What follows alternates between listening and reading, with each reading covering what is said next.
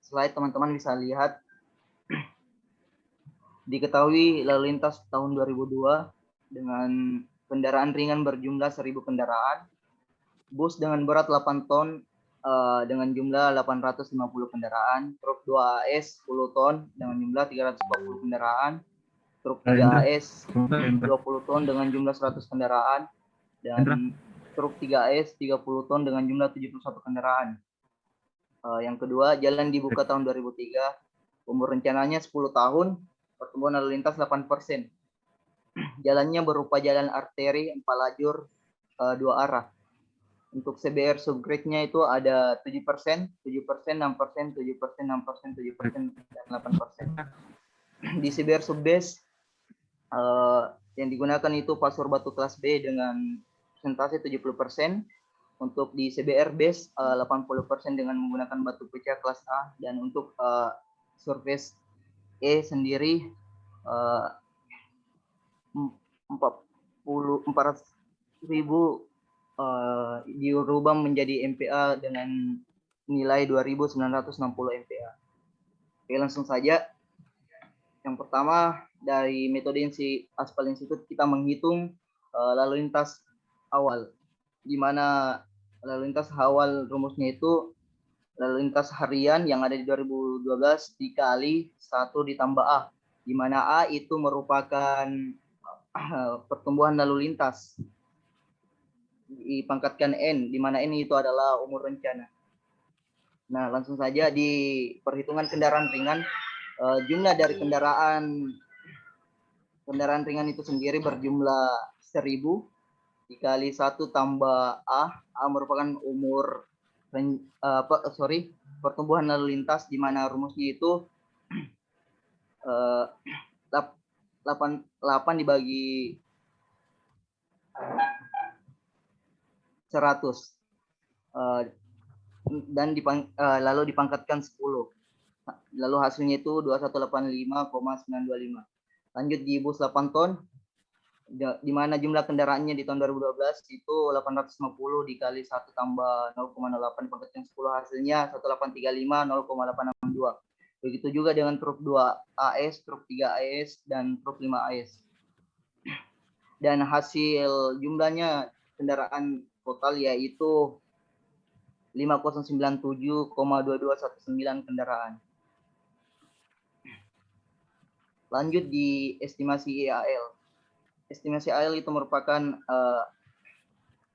equivalent accept load atau beban sumbu kendaraan, di mana rumusnya itu jumlah kendaraan setiap kelas berat atau beban dikali faktor pertumbuhan dikali truk faktor. Oke, langsung saja di kendaraan ringan dengan perbandingan sumbu 1:1, di mana jumlah kendaraan ini diambil dari menghitung lalu lintas awal, di mana nilai kendaraan ringannya itu 215,925. Lalu kami bulatkan menjadi 2159 untuk mempermudah perhitungan. Dikali faktor pertumbuhan. Nilai faktor pertumbuhan ini diambil dari tabel ini. Ini merupakan suatu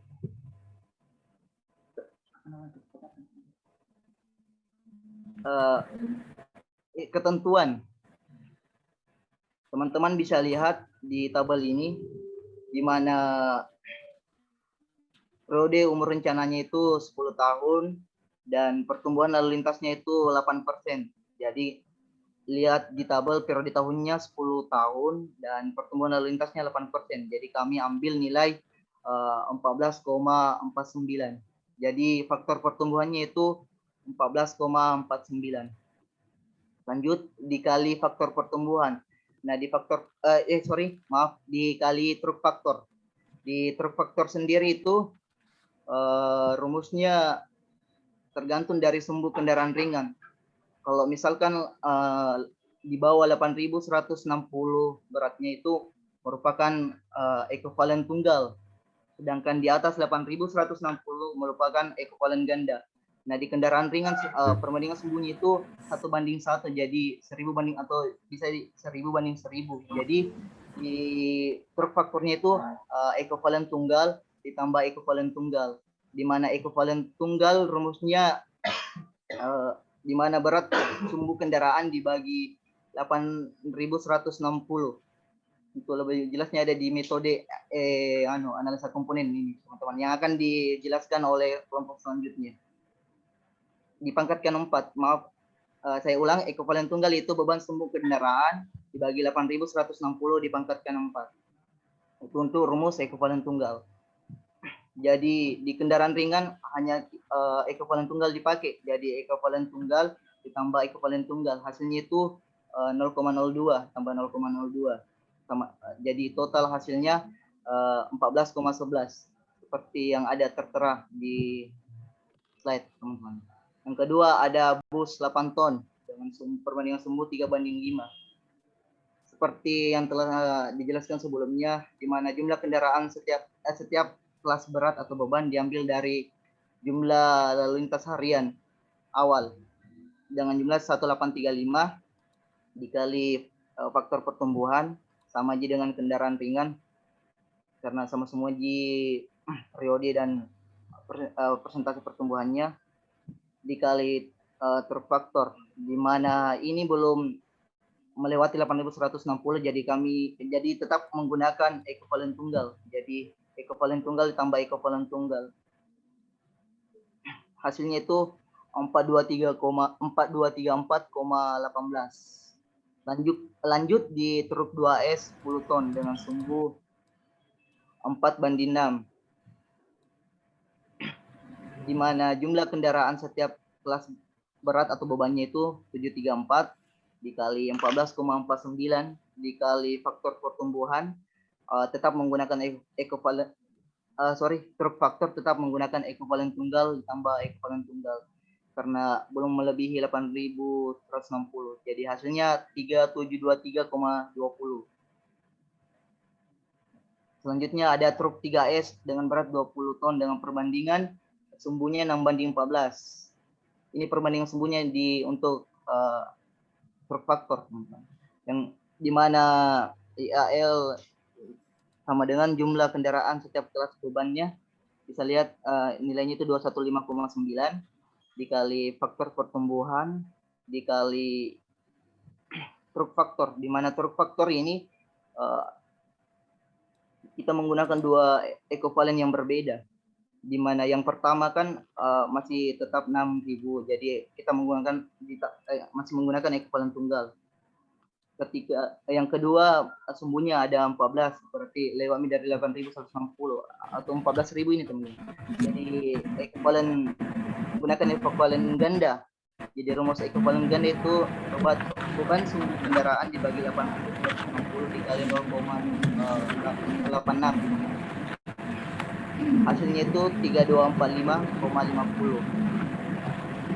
Selanjutnya ada truk 5S dengan berat 30 ton dan sumbu perbandingan 6:14 banding 5:5. Mana jumlah kendaraan setiap kelas berat atau bebannya bisa dilihat dari perhitungan lalu lintas awal, di mana jumlahnya itu 153,3 dikali 14,49 dikali truk faktor. Truk faktor ini yang pertama menggunakan ekuivalen tunggal karena sumbunya masih di bawah 8.160 atau 6.000. Yang kedua ini berbeda karena menggunakan sumbu 14.000, di mana ekuivalen gandanya itu dikalikan 2 kali 5 kayak yang telah dijelaskan oleh kelompok sebelumnya di metode AASTO. Seperti ini, teman-teman. Ini dia. Dikalikan 2 kali, dikalikan 5-nya. Jadi hasilnya itu 2358,16. Jadi total keseluruhan dari estimasi IAL itu 13575,15. Mungkin itu dari saya. Selanjutnya akan dijelaskan oleh Indah. Ya, terima kasih atas kesempatan yang Terima kasih atas kesempatan yang telah diberikan. Saya akan mencoba menjelaskan dan melanjutkan materi yang telah diberikan oleh saudara Indra. Yang ketiga adalah estimasi MR, yaitu mencari harga CBR subgrade yang mewakili, yaitu CBR-nya ada 6,0, 7, dan 8. Jumlah yang sama atau yang lebih ya, dari CBR yang telah diberikan dari soal yang di atas, kita menentukan nilai CBR 6 atau 6 sampai yang di atas dari 6. Jadi ada 7 jumlah CBR yang nilainya lebih dari 6,0. Terus untuk 7 yang lebih dari 7 itu ada 5 dan lebih dari 8 ada 1. Jadi persen yang sama untuk mendapatkan jumlah persen yang sama itu rumusnya adalah 7 dibagi jumlah yang sama dibagi jumlah yang sama dikali 100. Seperti itu. Kemudian kita lanjut ke grafik dari CBR-nya.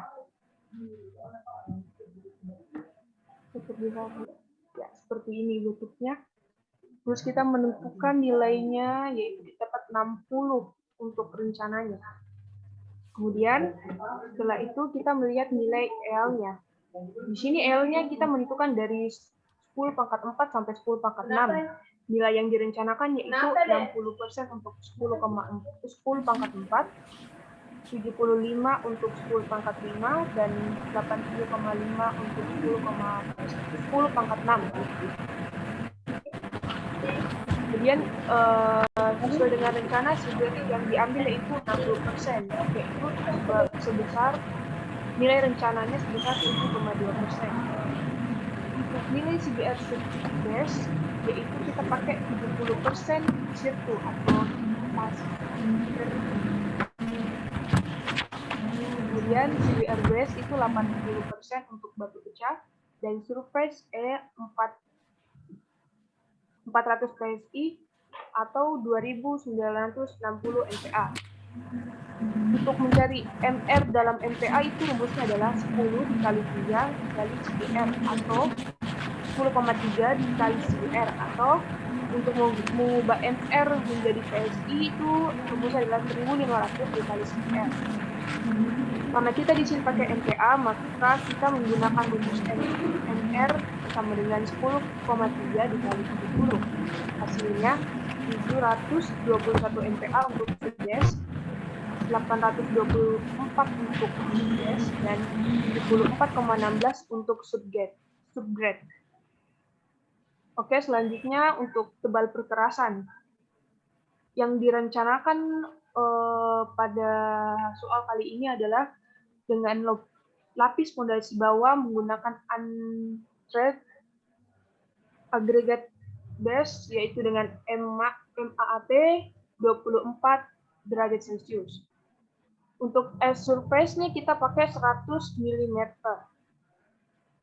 Sesuai dengan nilai EL yang tadi, yaitu kalau kurang dari 10 pangkat 4, itu merupakan kondisi lalu lintas rendah sehingga tebal minimal AC adalah 75 mm. Sedangkan kita pada soal kali ini kita menggunakan EL 10 pangkat 4 sampai 10 pangkat 5, yaitu kondisi lalu lintas sedang dengan tebal minimal AC adalah 100. Untuk nilai base, untuk tebal perkerasan base atau tebal surface dan emulsive aspal mix tipe 3 atau TE adalah 185. Nah, yang dimana ini 185 didapatkan dari tabel grafik yang akan saya jelaskan setelah ini. Kemudian untuk emulsive aspal base itu adalah nilai TE yang telah didapatkan dari grafik dikurang dengan tebal surface-nya yaitu 100. Jadi kita dapatkan 85. Kemudian untuk subbase-nya kita pakai tebal minimum AC yaitu 100 mm. Tapi untuk tebal minimumnya itu 150 mm. Jadi kesimpulannya untuk perencanaan jalan dengan metode Aspal Institute, yaitu untuk S surface-nya itu 100 mm, untuk base-nya 85 mm, dan subbase-nya 150 mm, untuk subgrade-nya 7,2%. Nah, sekarang saya akan menjelaskan bagaimana cara menentukan nilai tebal S surface dari tabel A16.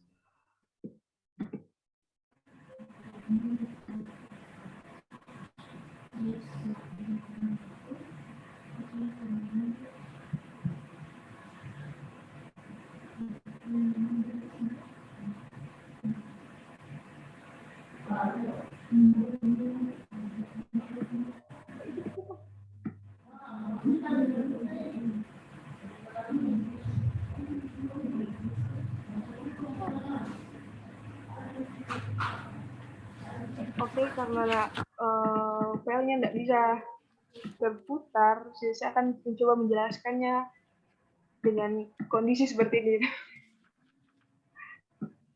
Ya, di sini kan tabel ini ada dua data yang kita pakai. Yang pertama adalah subgrade atau modulus MR dalam satuan MPA dengan EL-nya. Nah, di sini untuk nilai dari tebal perkerasan surface itu kita pakai ini.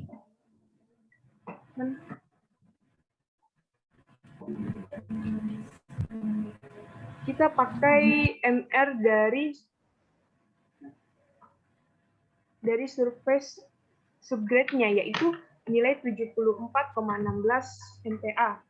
Nah, bagaimana caranya? Kita lihat di sini. Ini kan di sini ada tulisannya 10 pangkat 3, 10 pangkat 2, dan 10 pangkat 1.